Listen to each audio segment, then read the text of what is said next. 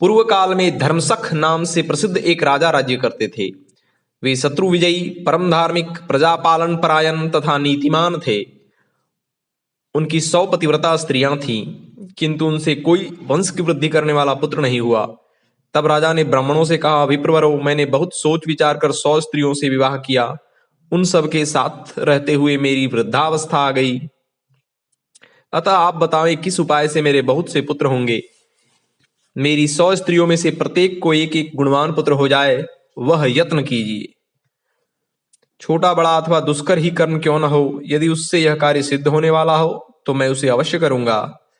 राजा के इस प्रकार पूछने पर सब ऋत्विज और पुरोहित एकत्र हो उनसे अपना निश्चय किया हुआ विचार प्रकट करते हुए बोले, राजन, कोई परम पवित्र गंधमादन पर्वत है जो दक्षिण समुद्र के बीच सेतु के रूप में विद्यमान है। वहां लोक विख्यात हनुमत कुंड है, जो बड़े भारी दुखों का नाश करने वाला और स्वर्ग एवं मोक्ष रूपी फल देने वाला है।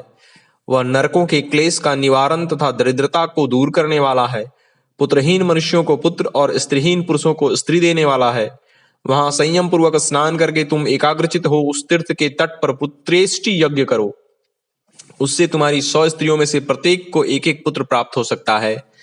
यह सुनकर राजा धर्मसख अपनी मंत्रियों, स्त्रियों, सेवकों और पुरोहित जी को साथ ले यज्ञ की आवश्यक सामग्री सहित दक्षिण समुद्र के किनारे गंधमादन पर्वत पर गए। वहां हनुमत कुंड में जाकर उन्होंने सैनिकों के साथ स्नान किया। इस प्रकार वे उसके किनारे 1 मास तक ठहरकर प्रतिदिन स्नान करते। तत्पश्चात वसंत आने पर चैत्र मास में पुरोहित सहित राजा ने पुत्रेष्टि यज्ञ प्रारंभ किया। पुरोहित और ऋत्विजों ने विधि पूर्वक सब कर्म संपन्न किए। सपत्नीक राजा का जब वह यज्ञ समाप्त हुआ, तब पुरोहित ने हवन से बचे हुए हविष्य को लेकर राजा की सब स्त्रियों को भोजन कराया। उसके बाद राजा धर्मसख ने अपनी 100 पत्नियों के साथ यज्ञांत स्नान किया और ऋत्विजों को बहुत सी दक्षिणा दी। इस प्रकार यज्ञ पूरा करके मंत्री परिवार और पत्नियों के साथ वे धर्मात्मा राजा प्रसन्नता पूर्वक अपनी राजधानी को लौट गए।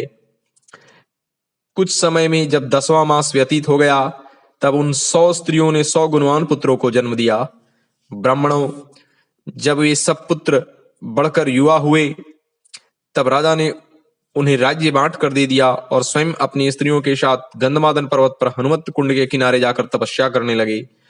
भगवान शंकर का ध्यान करते हुए तपस्या में तत्पर हुए राजा को जब वहां बहुत समय व्यतीत हो गया, तब एक दिन वे मृत्यु को प्राप्त हुए। उनकी पत्नियों ने भी उन्हीं का अनुसरण किया। राजा के ज्येष्ठ पुत्र सुचंद्र ने माता पिता का दाह संस्कार करके श्रद्धा पूर्वक श्राद्ध पर्यंत सब कर्म किए। राजा पत्नियों सहित वैकुंठ लोक में गए।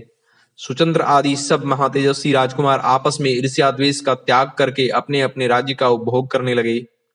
अतः समस्त कामनाओं की सिद्धि के लिए मनुष्य को हनुमत कुंड में अवश्य स्नान करना चाहिए। ओम।